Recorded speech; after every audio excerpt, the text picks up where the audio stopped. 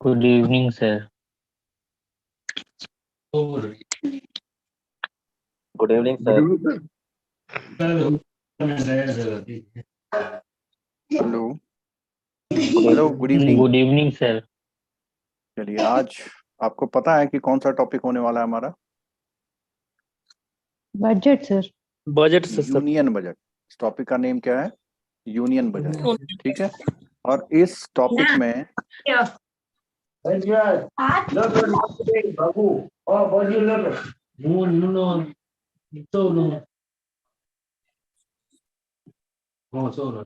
ये आवाज किसके वहां से आ रही है?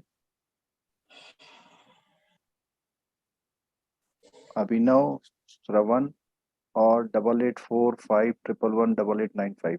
तीनों लोग अपने माइक म्यूट कर दें प्लीज। अभिनव भी। सर करते हैं। तो हम बात कर रहे थे, हमें आज स्टडी करनी है यूनियन बजट की। पहले ये टॉपिक CAIIB में मॉड्यूल ABM के मॉड्यूल ए में होता था। मॉड्यूल ए जो CAIIB में इकोनॉमिक्स का था वो पूरा आपके JIB में आ गया है। ठीक है, तो इसमें अगर आप देखें, पर ये आया है आपके मॉड्यूल बी में। ठीक, आपका मॉड्यूल ए, मॉड्यूल बी पूरा इकोनॉमिक बेस्ड है, और आपका मॉड्यूल सी और डी इंडियन फाइनेंशियल सिस्टम पर बेस्ड है। ठीक है, तो हम सबसे पहले आपको थोड़ा सा कॉन्सेप्ट बताएंगे, उसके बाद थ्योरी पे चलेंगे हम लोग। पहले आप लोगों को यूनियन बजट के बारे में जान लेना होगा, उसमें कौन कौन से हेड होते हैं, क्या क्या चीजें होती हैं, और उसके अकॉर्डिंग फिर जो थोड़ा सा कंसीडरेशन हम करेंगे, जो हमारा ये यूनियन बजट अभी आया है। मैंने आप लोगों से कहा था कि यूनियन बजट के डेटा को या कोई छोटे मोटे की पॉइंट्स जरूर देख लीजिएगा, फैमिलिटीज से आपको हो जाए कि आप लोग क्या पढ़ने वाले। ठीक है, तो पहले मैं यूनियन बजट को अंडरस्टैंडिंग में लाता हूँ कि उसमें कौन कौन से हेड्स होते हैं, और उन हेड्स में जो फिगर्स आती हैं उनका यूज हम किस तरह से करते हैं। ठीक है,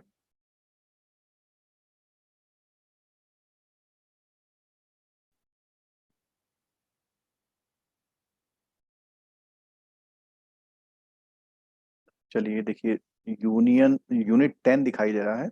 यूनिट 10 क्यों दिखाई दे रहा है? पहले जो है ये CIB में यूनिट 10 के नाम से था, और अब जो है ये कौन से यूनिट से आ गया है? यूनिट 7। और आपका एक कौन सा मॉड्यूल है? कौन सा मॉड्यूल है? B module. कौन सा पेपर है? Indian economy and Indian financial system का बी मॉड्यूल का 17 यूनिट है। ठीक है, यूनियन बजट। तो यूनियन बजट की जब भी हम बात करेंगे तो हमारे पास दो वर्ड आते हैं, एक रिसीट और एक्सपेंडिचर।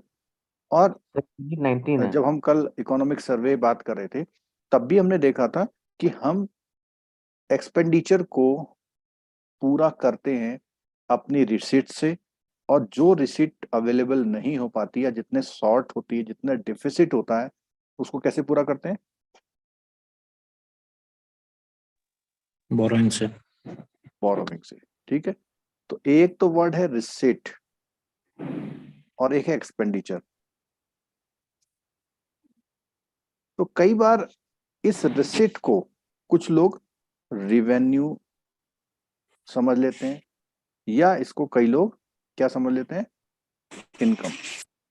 तो आपको ये बता दूं, बजट की लैंग्वेज में जो भी इन हो रहा है गवर्नमेंट के हैंड में, गवर्नमेंट के हैंड में, उसको हम रिसीट बोलते हैं, रेवेन्यू या इनकम नहीं बोलते हैं। और जो भी गवर्नमेंट के हैंड से आउट हो रहा है उसको हम एक्सपेंडिचर बोलते हैं। ठीक है, एक्सपेंडिचर कि गवर्नमेंट क्या करती है, उस पैसे को खर्च करती है। बट गवर्नमेंट के पास जो पैसे आते हैं वो रिवेन्यू से नहीं आते, ना ही आपके इनकम से आते हैं। वो कहाँ से आते हैं? बोलिए आप लोग। गवर्नमेंट के पास जो मनी है वो कहाँ से आती है? Sir different types of taxes से आते हैं। टैक्सेस आती है। इसको डायरेक्ट सिंपली टैक्स, बोलते हैं, डिफरेंट पोर्टफोलियो है इसका। नहीं, डिफरेंट पोर्टफोलियो की रिसिट बोलते हैं इसको। जी जी जी। क्या है? ठीक है,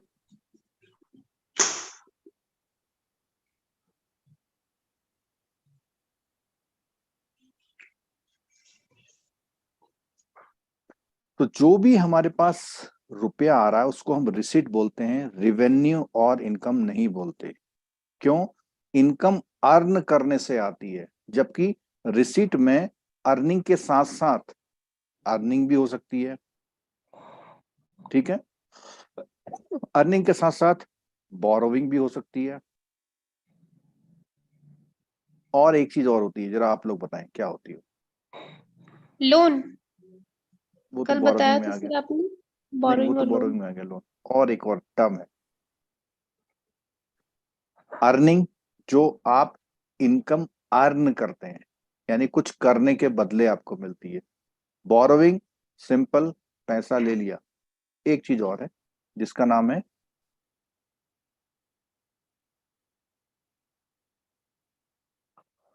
ग्रांट। वर्ल्ड बैंक देता है ना, आईएमएफ देता है, कोई दूसरी कंट्री देती है। तो इसीलिए इन तीनों टर्मिनोलॉजी को जब मिक्स करेंगे तो that is known as receipts. ठीक है। और सर ये जो ग्रांट और बोरोइंग में क्या डिफरेंस है? किसमें? ग्रांट और बोरोइंग में क्या डिफरेंस है? क्योंकि बोरोइंग भी तो ग्रांट, नहीं नहीं नहीं, कंट्री उसी से बोरोविंग करते हैं बोरोविंग लेने के बाद रिटर्न भी करनी पड़ती है। ग्रांट जो है बस आती है, ना। ओके। उसको रिटर्न नहीं करना पड़ता। ठीक है, जी ठीक हो गया। जी और अर्निंग तो आपके कामों से जो इनकम हो रही है। जी। ठीक हो गया। ग्रांट में क्या क्या चीज आएगी सर? ग्रांट में जैसे अभी हमारा ये केदारनाथ आपदा आई थी, तो वर्ल्ड बैंक ने 2,000 करोड़ रुपए दे दी ग्रांट, यानी हमें उसको वापस नहीं करना है। ठीक है। अमेरिका ने कुछ भेज दी, कोविड हुआ था तो हमने श्रीलंका को या नेपाल को दे दिया कुछ, जो वापस नहीं लेना हमें, उसे ग्रांट बोलते हैं। ठीक जो है, मदद, एक तरह से मदद हुआ वो। मदद कह लो, हाँ, असिस्टेंस कह लो। ठीक है, बट वो रिटर्न नहीं करना पड़ता है। ठीक है। अर्निंग ठीक। आपके जो कैपिटल इन्वेस्टमेंट होती है, यानी आपके ऑर्गेनाइजेशंस जो होते हैं, प्लस अर्निंग में गवर्नमेंट की अर्निंग का एक सोर्स क्या है? टैक्स भी है, रिसीट्स, वो सॉरी फीस। ठीक है, टैक्स, फीस और डिविडेंड। ठीक है, ये सब क्या है? गवर्नमेंट की अर्निंग में आता है। तो हम लोगों ने दो कैटेगराइजेशन करने हैं, और दो जब हम कैटेगराइज करेंगे तो उसमें भी हमें दो पार्ट में तोड़ना पड़ेगा। ठीक है, सर चलिए चलते हैं। हाँ, सर ये बोरोइंग और लोन में थोड़ा सा बताएं, क्योंकि ये देखने में तो बहुत सिमिलर लगते हैं, पर है डिफरेंट। क्या हाँ, डिफरेंस है? बता देते हैं। कल भी हमने बताया था, फिर अभी एक बार और बता देते हैं आपको। एक सेकंड रुकिएगा ना, मैं जरा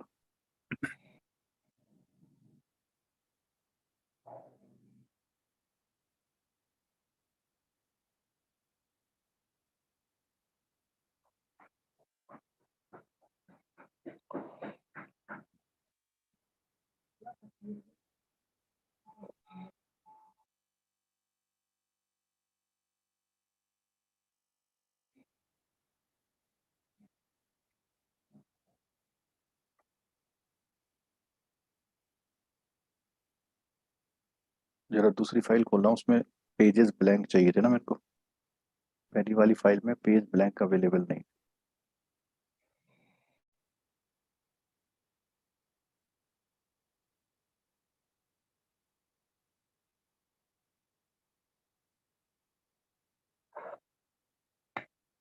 आप लोगों ने किसी ने देखी न्यूज वगैरह, बजट वगैरह की?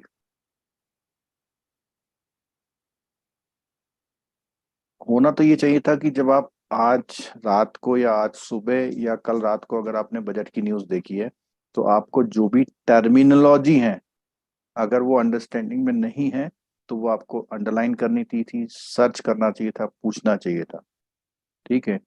लेकिन आपको तो इंतजार रहता है सिर्फ एमसीक्यू का, पढ़ना ना पड़ जाए कहीं। मैं कहता हूँ पढ़ो मत, समझ लो। ठीक है, चलो। तो एक क्वेश्चन आया है अभी कि बोरोविंग और लोन में क्या फर्क है। जो बोरोविंग है वो एक तो एज एन इन्वेस्टमेंट ली जाती है, और एक एज एन लोन, और या इसको लोन्स एंड एडवांसेस बोल देते हैं। ठीक है। और मैंने बताया था कि जो लोन एंड एडवांसेस है वो एक तरह का क्या है, एक लीगल कॉन्ट्रैक्ट में होती हैं। इसमें लीगल कॉन्ट्रैक्ट में होती हैं, और ये कॉन्ट्रैक्ट क्या होता है, थोड़ा सा कॉम्प्लेक्स होता है। जबकि इन्वेस्टमेंट के रूप में जो आप पैसा लेते हैं लोगों का, तो वहां पे कॉन्ट्रैक्ट तो होता है, पर बहुत सिंपल था। जैसे आप खाता खुलाने जाते हैं, एफडी बनानी है, सिंपल, आपने बाउचर भरा और पैसे दिए, आपको एक सर्टिफिकेट मिल गया। बट जब लोन लेते हैं तो उसमें क्या होता है, एग्रीमेंट साइन होते हैं, जबकि इन्वेस्टमेंट में नहीं साइन होते हैं। तो आपको जो भी money, either way of investment, अब इन्वेस्टमेंट में भी क्या होता है, जो गवर्नमेंट की स्मॉल सेविंग्स होती हैं, स्मॉल सेविंग्स स्कीम होती हैं गवर्नमेंट की, आपके पोस्ट ऑफिस की स्कीम्स होती हैं, पीपीएफ है, ठीक है, और आपका सीनियर सिटीजन सेविंग स्कीम है, सुकन्या समृद्धि है। तो ये सारी स्कीम गवर्नमेंट के लिए क्या है, या गवर्नमेंट कोई क्या निकाल ली है, बॉन्ड निकाल ली। तो इससे भी गवर्नमेंट को क्या मिलता है, रुपया, और इससे भी गवर्नमेंट को क्या मिलता है, रुपया। और दोनों ही काइंड ऑफ क्या है, बोरोविंग। ये क्लियर हुआ कॉन्सेप्ट? ठीक है। अच्छा, मुझे एक छोटा सा क्वेश्चन बता दिए कि सीनियर सिटीजन सेविंग स्कीम जो है, इस स्कीम में क्या बजट में चेंज आए? इन्वेस्टमेंट को दोगुना कर दिया गया है सर। 30 लाख हाँ, जमा करते हैं। कितना कर दिया गया है? 30 लाख। 30 लाख। 30 लाख। ये आपका प्रमोशन का बहुत सॉलिड क्वेश्चन है, प्रमोशन एग्जाम में, और आपके एग्जाम में भी वैसे आ ही सकता है कि भाई सीनियर सिटीजन स्कीम में मैक्सिमम इन्वेस्टमेंट कितना कर सकते हैं। ठीक है। और ये डायरेक्ट किसकी स्कीम होती है? Government of India. Central government की स्कीम होती है। तो इससे जो पैसा मिल रहा है गवर्नमेंट को, वो भी गवर्नमेंट की क्या है, बोरोविंग। और इसको हम ऐसा भी बोल सकते हैं, पब्लिक बोरोविंग। क्या बोल सकते हैं, पब्लिक बोरोविंग। ठीक है। और बाकी लोन्स एंड एडवांसेस बैंक कहाँ से लेता है, किसी कंट्री से लेता है। और बजट की भाषा में अदर इस, कंट्रीज। हाँ, बजट की भाषा में इस कंट्री को क्या बोलते हैं, क्या बोलते हैं, सोवरेन। क्या बोलते हैं, सोवरेन, स्वयं प्रभु। जो कंट्री अपने आप के कंट्रोल में है, उनसे लेता है। वर्ल्ड बैंक से लेता है, आईएमएफ से लेता है, और अदर इंटरनेशनल फाइनेंशियल ऑर्गेनाइजेशन से भी जरूरत पड़ने पर लेता है। International financial organisation. ठीक है। अब हम बात कर रहे थे कि रिसिट, रिसिट और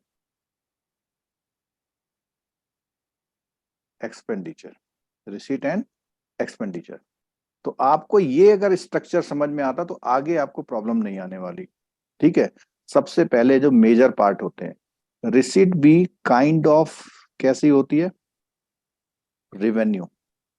अभी बुक से मैच करा देंगे आपको, ठीक है। रिवेन्यू, और दूसरी तरह की जो रिसीट होती है उसको हम बोलते हैं कैसी रिसीट, कैपिटल। इसी तरह एक्सपेंडिचर भी रिवेन्यू और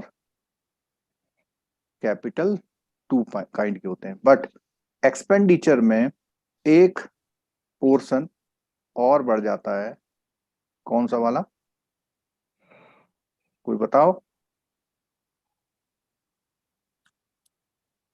प्लान्ड और अनप्लान्ड। ठीक है। तो अगर हम ऐसा कहें कि रिसीट कितने काइंड की होती है, तो आप बोलोगे रिवेन्यू काइंड की और कैपिटल काइंड की। आपसे पूछा जाए एक्सपेंडिचर कितने काइंड का होता है, तो आप बोलोगे वो भी दो काइंड का होता है, एक रिवेन्यू और कैपिटल। ठीक है। अब रिवेन्यू में भी प्लान्ड और अनप्लान्ड फिर बाइफर्केशन हो जाता है। ठीक है। अब रिवेन्यू रिसीट की अगर हम बात करें, तो रिवेन्यू रिसीट फिर दो फर्दर टाइप की होती है। एक होती है कौन सी, टैक्स, और एक कौन सी होती है, नॉन टैक्स। कैपिटल रिसीट जो होती है वो भी दो टाइप की होती है, डेट और नॉन डेट। ठीक है। तो यहां पर आप समझ लीजिए इसको कि टैक्स टाइप की रिसीट होती हैं, एक नॉन टैक्स टाइप की रिसीट होती हैं। इन रिसीट्स को हम लोग कौन सी रिसीट बोलते हैं? बोलो। receipt. रिवेन्यू रिसीट मींस ऐसी इनकम जो हमारे ऐसे वर्क से आ रही है जिसमें हम कोई भी एक कैपिटल स्ट्रक्चर क्रिएट नहीं कर रहे हैं, ठीक है। और इसमें जैसे टैक्स है। अब क्वेश्चन ये आता है फिर कैपिटल कौन सी होती है, तो यहां पे लिखा ऐसी रिसीट्स जो कैपिटल फॉर्म में हमारे पास आती हैं। और कैपिटल फॉर्म का मतलब जब भी हमें कहीं से क्या लेना पड़ जाए, डेट यानी कर्ज लेना पड़ जाए, तो उससे जो भी हम फॉर्म करेंगे वो क्या फॉर्म करेंगे हम, मतलब इसका पर्पज है हम लोन के लिए ले रहे हैं, लोन के डेट के रूप में फॉर्म में पैसा ले रहे हैं। और यहाँ पे किस फॉर्म में ले रहे हैं, नॉन डेट में ले रहे हैं, लेकिन वो किस फॉर्म में मिलना है हमको, कैपिटल। अब मैं आपसे सिंपल एक क्वेश्चन पूछता हूं, जो आजकल आपको पर्सनल ओडी लोन मिलता है वो रिवेन्यू काइंड का लोन है या कैपिटल काइंड का? कैपिटल। क्या करते हैं आप उससे, उस ओडी से?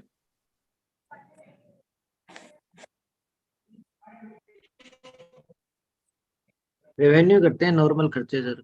नॉर्मल खर्चे करते हैं, और हो सकता है कि उससे भी आप प्लॉट भी ले सकते हैं, बट प्री डिसाइडेड नहीं होता है।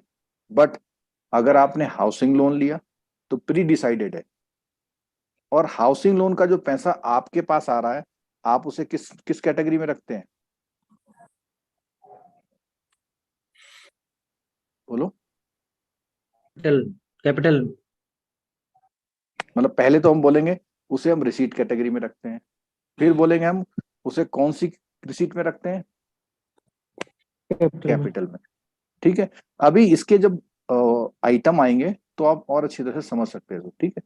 तो यहाँ पर जो एक्सपेंडिचर है वो भी रिवेन्यू काइंड का होता है और कैपिटल का है। रिवेन्यू काइंड का मतलब हो गया जैसे आप, सरकार जो है अपने स्टाफ की क्या देती है, सैलरी।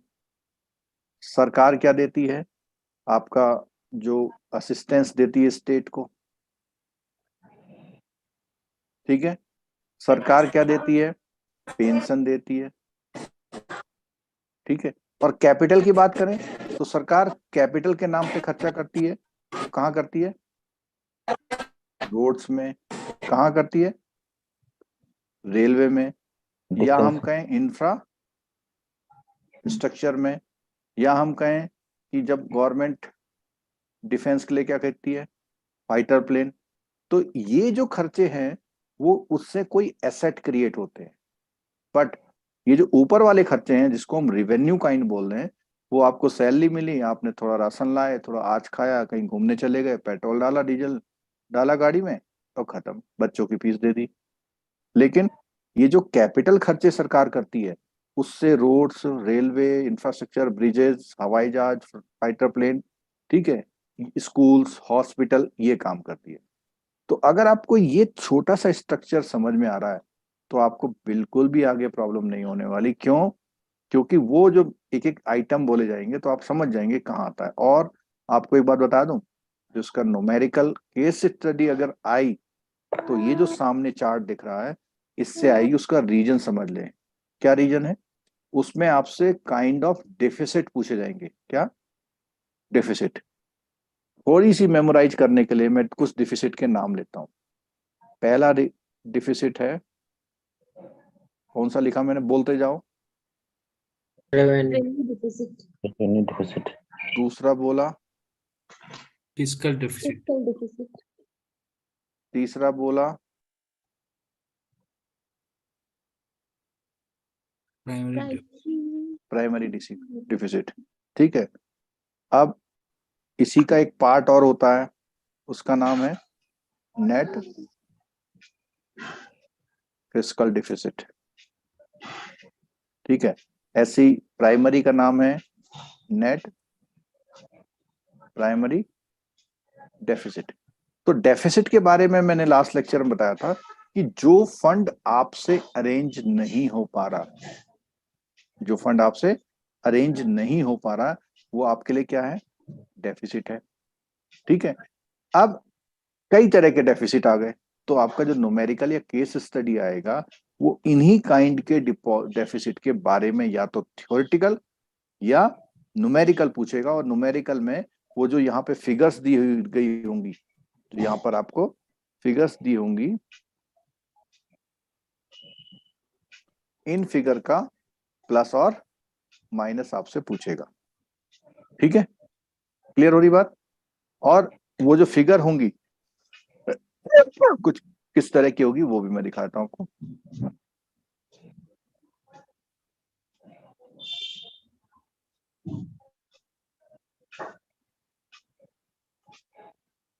अभी जब आप बजट देख रहे हैं तो उस बजट में इन्हीं डेफिसिट वगैरह के नेम दिए गए हैं, आप सामने अभी स्क्रीन पे देख सकते हैं।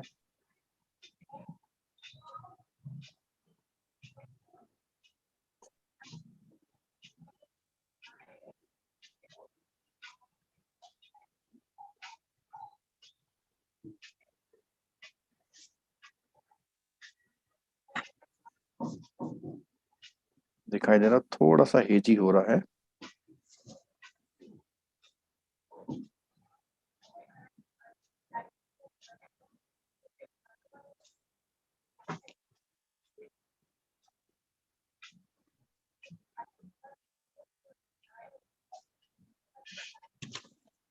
देखो, दिख रहा है आपको? थोड़ा सा हेजी हो रहा है, बट आप अंडरस्टैंडिंग के लिए आपको हाँ जी, दिख रहा है। कलर करके दिखाता हूं आपको। देखो, मैंने पहला कौन सा रिसीट बोला था आपसे? यही बोलता रिसीट। रेवेन्यू रिसीट में भी मैंने दो पार्ट बताए थे। पहला वाला कौन सा बताया था मैंने आपको?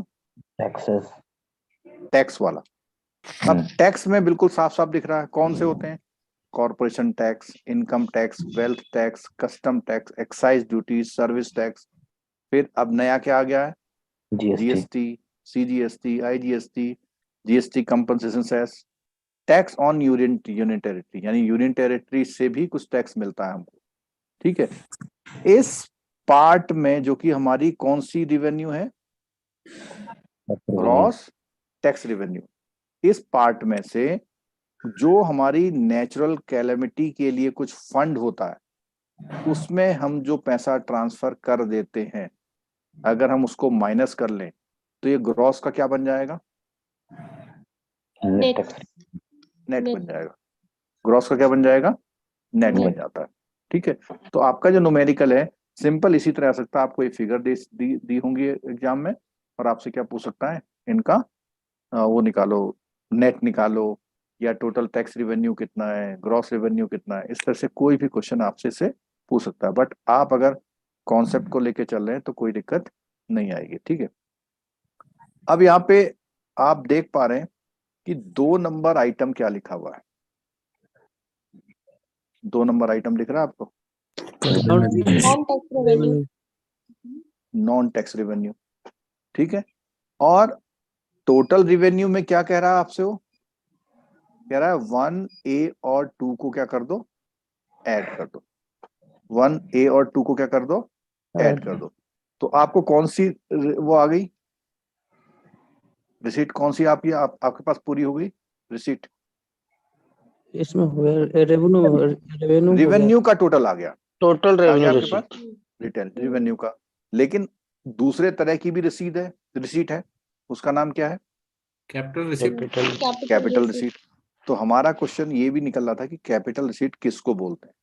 तो मैंने बताया था 2 तरह की होती है। एक तो कैसी होती है?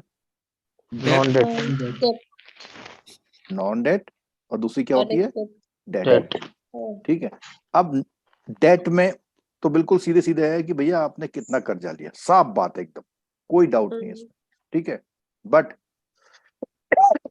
ऐसा भी हो सकता है कि आपने किसी कंट्री को कर्जा दिया हो, तो वो हर साल क्या देता है आपको?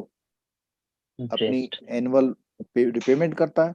तो जो रिपेमेंट करता है वो हमारे लिए कौन सी रिसीट है?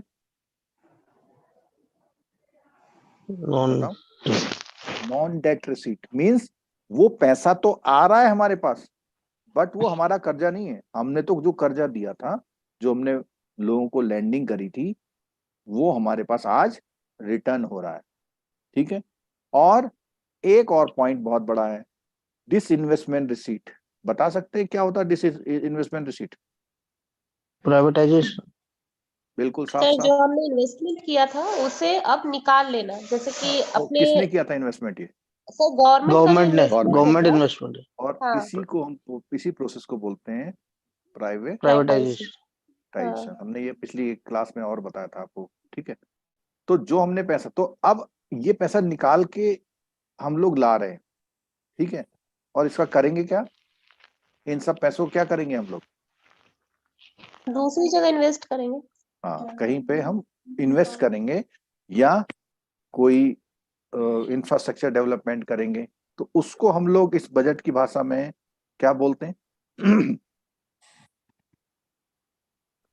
बजट की भाषा में क्या बोलते हैं?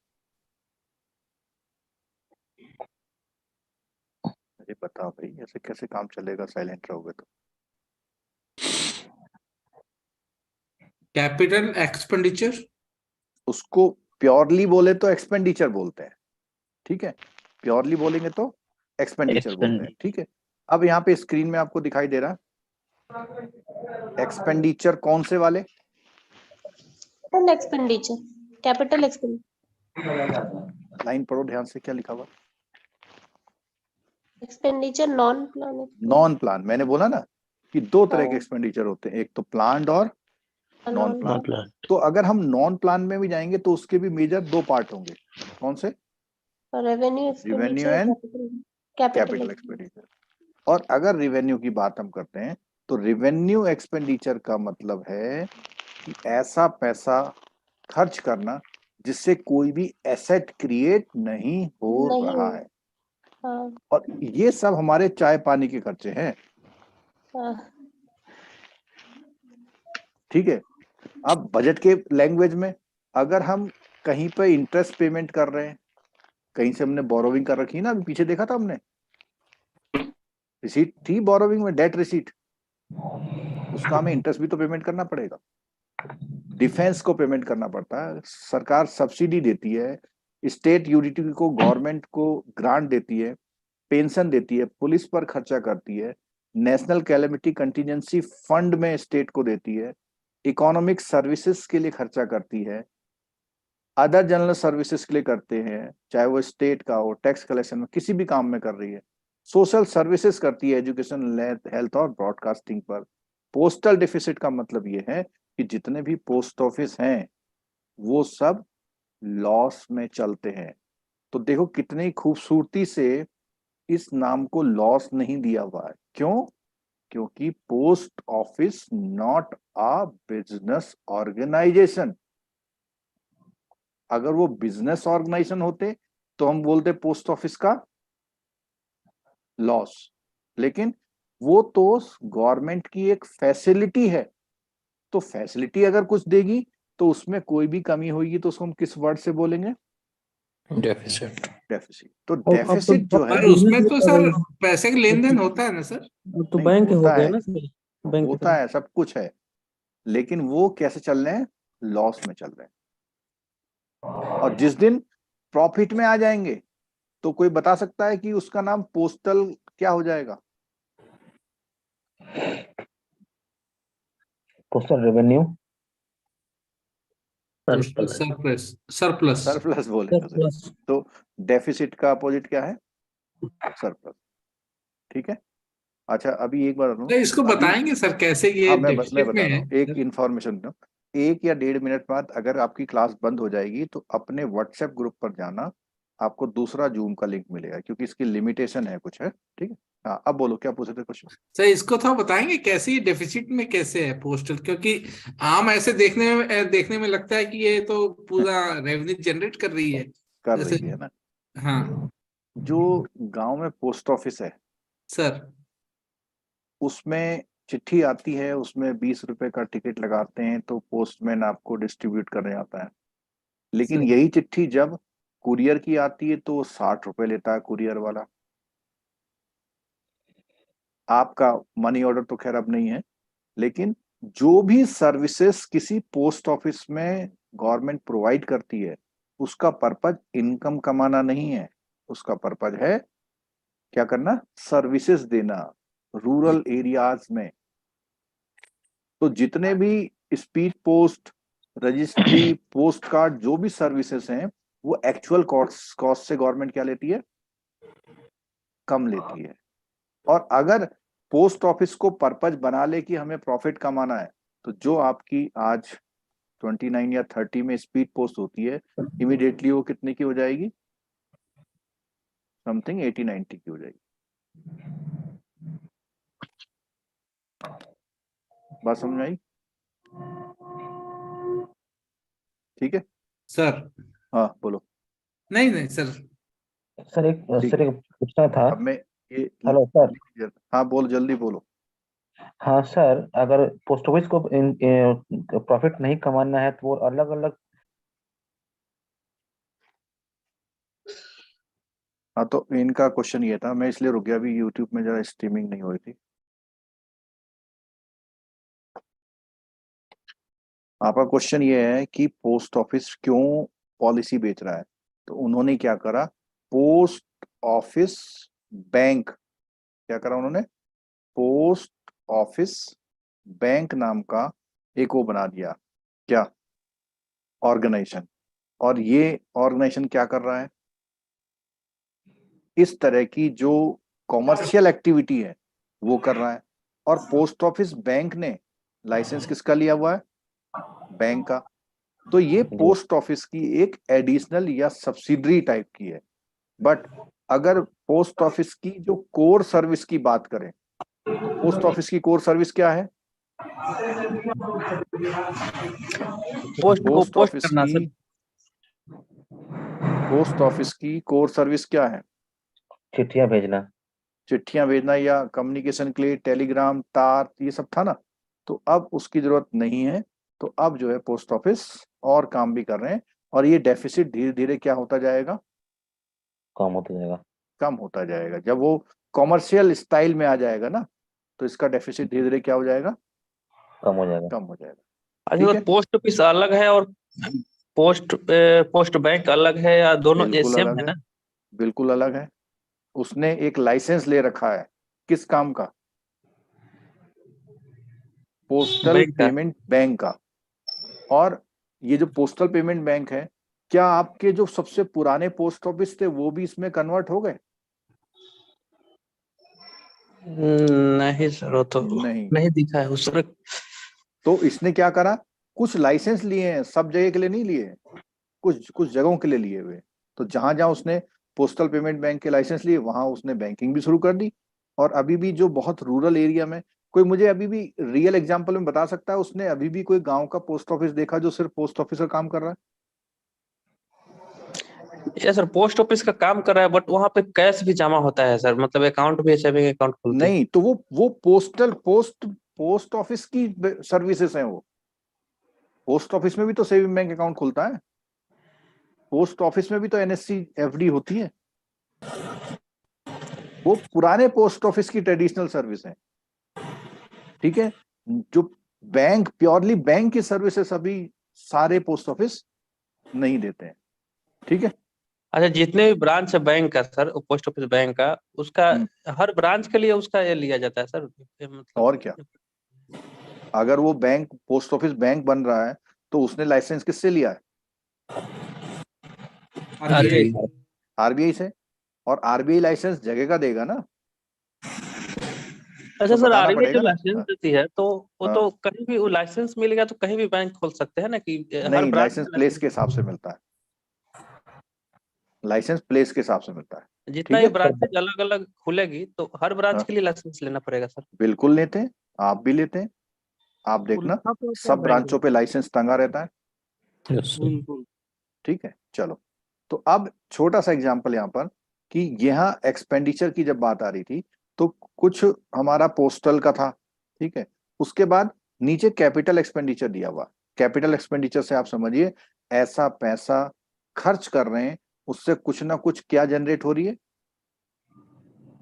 कैपिटल, या इसको एक छोटी भाषा में क्या जनरेट हो रहा है, एसेट्स। एसेट। जैसे डिफेंस के लिए क्या ले रहा है, फाइटर प्लेन ले रहा है, टैंक ले रहा है, other non plan capital outlay, कुछ और खर्चे कर रहा है। लोन टू, अब देखना यहाँ पे कि लोन लेना और लोन देना दोनों किस काइंड में है, कैपिटल में। जब हम उधर लोन ले रहे थे तो भी तो कैपिटल में था। कैपिटल कौन से कैटेगरी में था वो, डेट रिसिप्ट में। नहीं नहीं, रिसीट कैसे हो, तो रिसीट तो बिल्कुल अलग चीज है। कैपिटल में दो पार्ट बताए थे हमने, कौन डेट कौन में से, था सर। हाँ, एक डेट था और एक नॉन डेट नॉन था, डेट। ठीक है। तो यहाँ पर उसने बताया कि जो एक्सपेंडिचर हैं वो एक्सपेंडिचर कैसे हैं, नॉन प्लान के रेवेन्यू और नॉन प्लान के कौन से, कैपिटल। जितना थॉट प्रोसेस अभी लगाओगे उतना ज्यादा फायदा आपको मिलेगा लंबे समय तक, ठीक है। तो यहाँ पर उसने बताया कि नॉन प्लान का भी रेवेन्यू एक्सपेंडिचर, नॉन प्लान का ही कैपिटल एक्सपेंडिचर का चार्ट यहाँ दिया हुआ है। देखो जिसमें सेंट्रल के एक्सपेंडिचर दिए हुए हैं। ट्रांसफर का मतलब समझे कि जो गवर्नमेंट इस सेंट्रली स्पॉन्सर्ड स्कीम के लिए ट्रांसफर करती है, फाइनेंस कमीशन की कुछ ग्रांट आती हैं, कुछ और ग्रांट लोन ट्रांसफर करती हैं, यानी इसका वो यूज नहीं कर रही है, इस पैसे को क्या कर रही है गवर्नमेंट, यूज नहीं कर रही है, कहीं दे रही है। और इस वाले में क्या है, ऊपर वाले में प्योरली क्या कर रही है, वो खर्चा कर रही है। जैसे इस्टेब्लिशमेंट एक्सपेंडिचर जानते हो, इस्टेब्लिशमेंट एक्सपेंडिचर यानी आपका जो ऑफिसेस के खर्चे हैं, ठीक है, सेंट्रल सेक्टर की स्कीम जो है, और आपका एक तो सेंट्रल सेक्टर की स्कीम है और एक सेंट्रली स्पॉन्सर्ड स्कीम है, इन दोनों में क्या फर्क है, सेंट्रल सेक्टर की जो स्कीम होती है सर वो पूरा गवर्नमेंट ऑफ इंडिया की होती है सर, सेंट्रल डायरेक्ट की स्कीम होती है। जी। और प्योरली स्पॉन्सर्ड स्कीम में क्या होती है, वो स्टेट उसमें की होती राज्य है की बट बात। गवर्नमेंट उसके उसमें, साथ सेंट्रल गवर्नमेंट मदद करती है, ठीक जी है। बिल्कुल।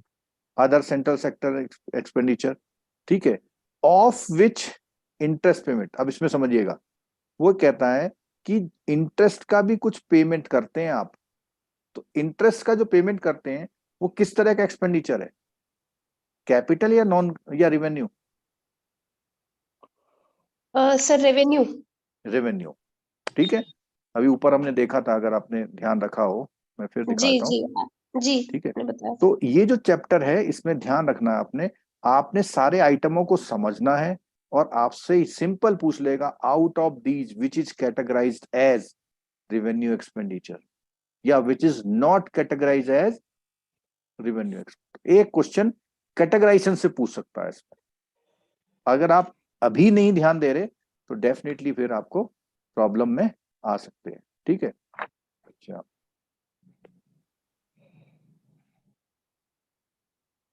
ठीक है, ध्यान दीजिए। अब नीचे आता है क्या, कौन से एक्सपेंडिचर आ गए, प्लान एक्सपेंडिचर। प्लान। तो प्लान में भी मैंने दो तरह के बताए, जी, रेवेन्यू और कैपिटल। कैपिटल।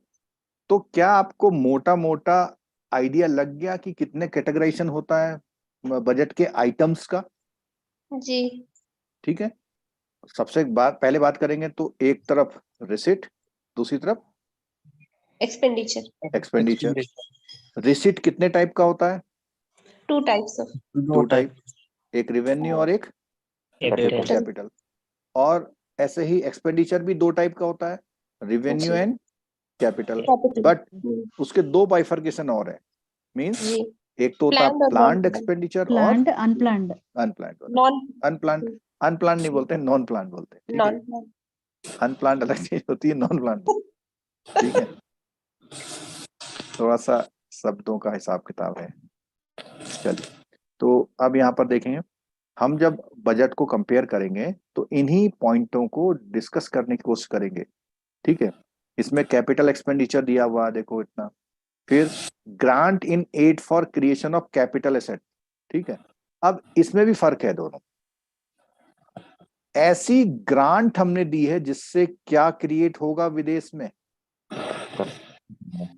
बोलो। Capital asset. कैपिटल एसेट का मतलब बिल्डिंग क्रिएट हो सकती है, ब्रिजेस क्रिएट हो सकते हैं, ठीक है, ऑफिशियल। रेलवे इंफ्रास्ट्रक्चर में दे सकते हैं। तो आप इस वाले की बात को जोड़ सकते हैं किससे, अफगानिस्तान से, या किससे, श्रीलंका से। श्रीलंका। तो आपको पता है अफगानिस्तान में क्या बना रहा है इंडिया? पोर्ट है। संसद भवन, port, agriculture university, parliament. Parliament, Afghanistan की पार्लियामेंट गवर्नमेंट ऑफ इंडिया ने ग्रांट से बनाई है, ठीक है। अभी इसका एक रेलिवेंसी आएगा आगे। क्यों आएगा? कहते हैं कि ऐसा किया हुआ कोई भी खर्चा अच्छी बात है। जैसे आपने अपने भाई को 5 लाख रुपए दिए, उसने 5 लाख रुपए सिंगापुर घूम के आ गया। दूसरे भाई को 5 लाख दिए, उसने अपने मकान में एक और कमरा बना लिया। कौन सा अच्छा है? कमरा बनाया। कमरा बनाने वाला अच्छा है। कमरा बनाने का मतलब उसने क्या करा है? कैपिटल क्रिएट किया। कैपिटल क्रिएट किया। एसेट्स। और दूसरे वाले ने कौन से खर्चे कर दिए? मनोरंजन के लिए रेवेन्यू। कि गए, खाए, किराया दिया, होटल किराया दिया और वापस आ गए, खर्च उड़ गए। तो ये आपके आगे एक पॉइंट पर आएगा कि अगर आप ऐसी ग्रांट देते हैं जिससे क्या क्रिएट होता है, कैपिटल एसेट, तो ये आपके प्योरली खर्चों में ना मानते हैं या प्योरली डेफिसिट से कम हो जाती है। आप जो मोटा मोटा डेफिसिट लगता है ना एकदम से, जैसे आपने क्या करा, 5 लाख 2 भाइयों को दिए, तो ये 2 आपकी डेफिसिट है, मतलब आपको कमी हो गई है इसकी, बट इसमें से इस कमी से आपको दुख नहीं है, इस कमी से दुख है आपको। तो ये वाला जो है, ये ग्रांट इन एड वाला, ये एक फिगर कहीं यूज होगी अभी, ठीक है।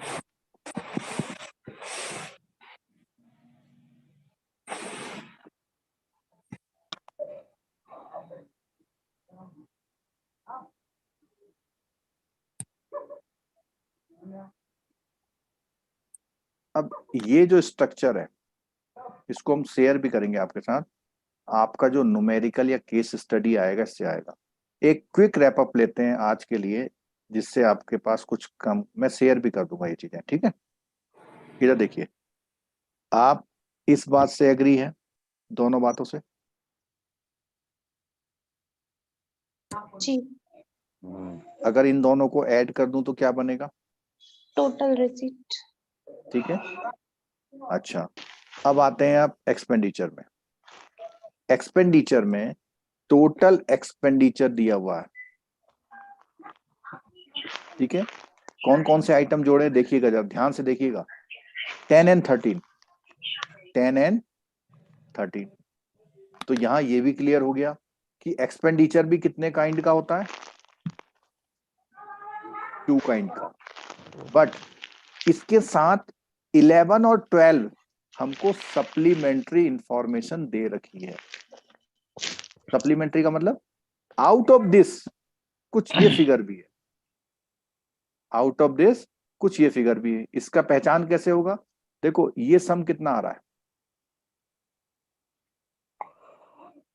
350 आ रहा है, और 350 सिर्फ 2 आइटमों से बन रहा है ना। इसका मतलब ये वाली फिगर्स इन फिगर्स के अंदर से आई है, ठीक है। और मैं आपसे पूछूं कि इंटरेस्ट पेमेंट कहां से आया? रेवेन्यू अकाउंट से आया। और कैपिटल ग्रांट क्रिएट करने वाला कहां से आया? कैपिटल अकाउंट से। तो इसका मतलब ये जो फिगर है वो इन फिगरों में इंक्लूसिव है, ठीक है। और नीचे वो वर्ड्स दिख रहे हैं जो मैंने आपको बोला था, जो क्वेश्चन आता है आपका, देखो दिख रहे हैं वर्ड? हाँ सर, रेवेन्यू हाँ सर। रेवेन्यू डिफिसिट क्या होता है? तो उसने बोला 10-1। क्या बोला उसने? 10-1। ठीक है। उसके बाद क्या पूछा उसने? Effective revenue deficit. तो उसने कहा कि जो भी डेफिसिट हो रहा है उसमें से एक फिगर को एडजस्ट करा दिया। कौन सी वाली? ग्रांट्स। ये 12 नंबर दिख रही है, 12 नंबर। ये मींस जो आपका डेफिसिट हुआ था, आप रो रहे थे, तो उसने थोड़ा सा आपको कहा नहीं भाई, कि ये इतना परेशान होने की बात नहीं है, कि जो आप बता रहे हो कि आपका इतना डेफिसिट है, उसमें से कुछ चीजें क्या हैं, अच्छी काम के लिए की गई है, इसलिए आपको ज्यादा परेशान होने की जरूरत नहीं है। वो अच्छी चीज क्या है? ये वाली 12 नंबर वाली। ठीक है।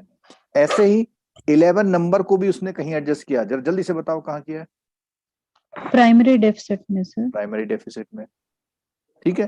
तो ये जो मतलब जब सीआईबी में होता था चैप्टर, तो ये 5 नंबर का सॉलिड टॉपिक होता था। और केस स्टडी के नाम से आपका भी 5 नंबर सॉलिड हो सकता है। ये 5 फॉर्मूले हैं, उनको समझना है, रटना है, और सिर्फ प्लस माइनस करना है। कोई परसेंटेज नहीं, कोई अंडर रूट नहीं, कुछ नहीं। ठीक है, क्लियर हो गया? सर एक चीज पूछनी। सर ये जो इंटरेस्ट पेमेंट है, आप कह रहे हैं कि रेवेन्यू अकाउंट ऑफ विच में से आया है, हम्म। तो ये क्या कैलकुलेशन है कुछ इसकी सर, क्या है? नहीं, वो तो जब गवर्नमेंट पेमेंट करती होगी, इंटरेस्ट पेमेंट, उसने रशिया को दिया $10 लाख, यूएसए को दिया, तो उसको जोड़ लेती। ये जो कल पूरी कहानी चल रही थी, उसमें क्या दिखाया गया आपको? कल का मतलब जो आपका वो था बजट। बजट, क्या बताया? ये जितनी चीजें हैं वही बताई गई। ठीक है। जी जितनी सर। चीजें आज हमने टर्मिनोलॉजी में पढ़ी हैं, वही चीजें कल के बजट में दिखाई गई थी। ठीक है। जी। जो है,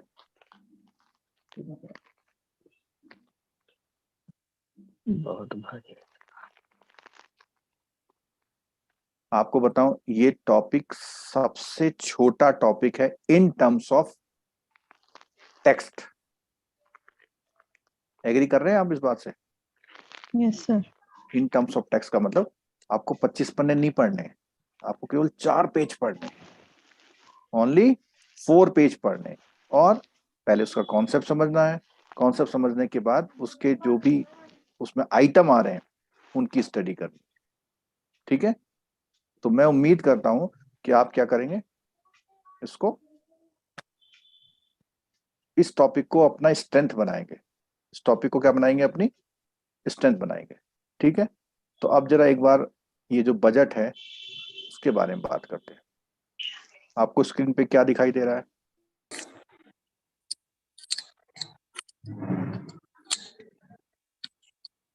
क्या दिख रहा है स्क्रीन पे? भारत सरकार। भारत सरकार। ठीक है। ये थोड़ा हिंदी में आ गया है, उसको अंग्रेजी वाला भी मैं प्रोवाइड कर दूंगा आपको। तो जब उन्होंने स्पीच दी, उस स्पीच में ये सारी जो डेटाज हैं, इन डेटाज को उन्होंने क्या किया? इनकॉर्पोरेट किया। ठीक है। और अगर हम इसके लास्ट में आते हैं,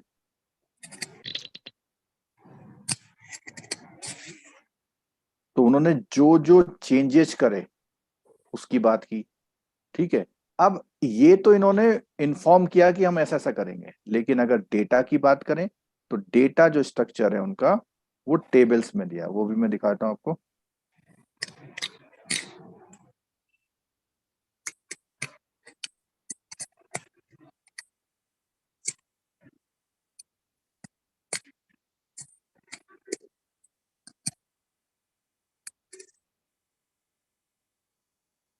आपकी स्क्रीन पे एक फाइल आ रही है, आई? तो इसमें उन्होंने क्या किया? पूरे कंपैरिजन डेटा दिए हैं, पूरे डेटा दे रखे हैं कि कहां से क्या चीज कैसे हो। ठीक है। और जो हम इसको कल कंटिन्यू करेंगे, कल आपको मैं इसकी जो बजट की, हमारा जो आज का बजट है उसमें कितना डेफिसिट, कितना वो सब कुछ आपको स्क्रीन में दिखाएंगे। अभी 1 मिनट अभी लूंगा मैं आपका।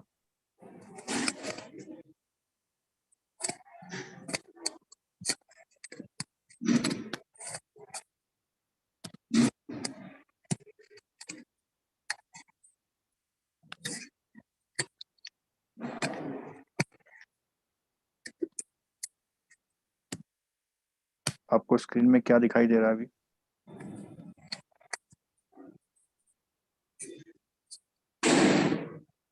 आइटम क्या है बजट में? एक्सपेंडिचर प्रोफाइल क्या है, रिसीट बजट क्या है, ठीक है। तो जैसे मैं सपोज कि रिसीट बजट को खोलता हूँ, ऑल रिसीट दिखा रखा, तो जो भी हमने पढ़े अभी वो सारी रिसीट्स यहाँ पर होंगी।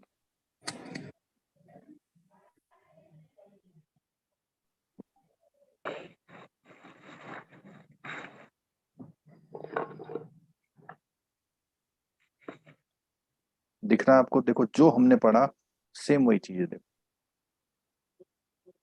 दिख रही है? नहीं दिख रही? देख रही है सर। Yes sir. बिल्कुल सेम वही चीजें हैं। तो ये फिगर्स हैं लेटेस्ट वाली, बट आपको सिर्फ इसलिए दिखा रहा हूँ कि देखो वही आइटम लिखे हैं यहाँ पे, सारे वही आइटम, ठीक है। बट ये जो सीट अभी मैं दिखा रहा हूँ इसमें आपके पूरे ईयर के ईच एंड एवरी आइटम है। और जो आपके बुक में आइटम है वो कैसे आइटम है? मोटे मोटे आइटम। जैसे यहां पर लिखा हुआ है कॉरपोरेशन टैक्स, तो क्या आपके में इतने हेडिंग दिए हैं बुक में? नहीं सिर्फ सर। टोटल कॉरपोरेशन टैक्स दिया हुआ है। उसके बाद टैक्स, इनकम टैक्स दिया हुआ है, अब इनकम में बहुत सारी हैं। उसके बाद वेल्थ टैक्स दिया हुआ है, कमोडिटी ट्रांजेक्शन टैक्स, कस्टम्स का दिया हुआ है, ठीक है, यूनियन एक्साइज दिया हुआ है। तो ये हमारी क्या दिखा रहा है इस टेबल में? रिसीट दिखा रहा है। कौन सी रिसीट देख रहे हैं अभी हम लोग, रेवेन्यू या capital? Revenue revenue sir, Thank you, sir. Revenue दिखा रहा है। ये सारी रिसीट कौन सी है? Revenue, revenue. ठीक है। अब बात करते हैं कैपिटल रिसीट की। तो जितनी वो रिसीट आई है उसका कमेंट दे रखा है नीचे कि कैसे कैसे क्या, वहां तो सीधे फिगर है ना, ठीक है। अब ये कौन सी रेवेन्यू आ गई सामने स्क्रीन पर? Non tax. Non-tax non revenue. Tax, ठीक है, नॉन टैक्स रेवेन्यू। कि कुछ ऐसी रेवेन्यू भी होती हैं जो नॉन टैक्स होती हैं। फिर इसके बाद कौन सी रेवेन्यू आएगी?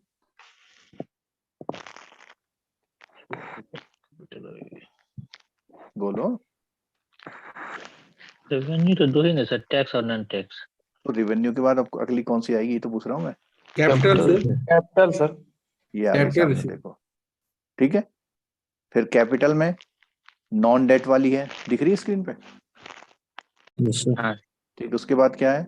डेट है, Debt. देखो दिख रही है, बोरोविंग से पहले, डेब्ट ठीक है। रिसिप्ट। तो ये देखो, अभी आप लोग पूछ रहे थे ना बोरोविंग क्या होता है। बोरोविंग में देखो लोन भी शामिल है, रिपेमेंट भी शामिल है, स्विचिंग ऑफ सिक्योरिटी भी है, और provided back to back loans भी हैं। तो एवरी काइंड ऑफ जो ऐसा पैसा जो आपको क्या करना है, देना है। वापस करना है, उन सारी रिसीट्स को हम लोग कौन सी कैटेगरी में लेते हैं? बोरोविंग में। और यही डेट रिसीट का है। तो ये मैं फाइलें आपके साथ शेयर कर दूंगा। आपकी इच्छा होनी चाहिए कि हल्का सा देख लें अपने मोबाइल पे, ठीक है। यहाँ तो हम एक टाइम वन टाइम दिखा रहे हैं, लेकिन आपको, ठीक है। सर चलिए, हाँ बोलो। ये सारा आइटम याद करना पड़ेगा। नहीं, जो बुक में है एटलीस्ट, ओ, ये मैं आपको कनेक्ट कर रहा हूं कि हम कोई भी चीज पढ़ते हैं तो क्यों पढ़ रहे हैं, तो हमारा थोड़ा सा इंटरेस्ट जाग जाए ना, इसलिए, ठीक है। और आप अगर वो आपके बैंक में प्रमोशन एग्जाम में इकोनॉमिक्स का वो आते हैं क्वेश्चन, तो ये जो आप सब पढ़ रहे हैं उसमें से कुछ ना कुछ क्वेश्चन आपके क्लियर होंगे। तो जो लोग इकोनॉमिक बैकग्राउंड वाले हैं उनके लिए तो आसान हो सकता है, हालांकि उन्होंने भी 10 साल पहले पढ़ा होगा सब ये, ठीक है। लेकिन एग्जाम पॉइंट ऑफ व्यू से हमारे लिए सभी क्या है, इम्पोर्टेंट है। ठीक है,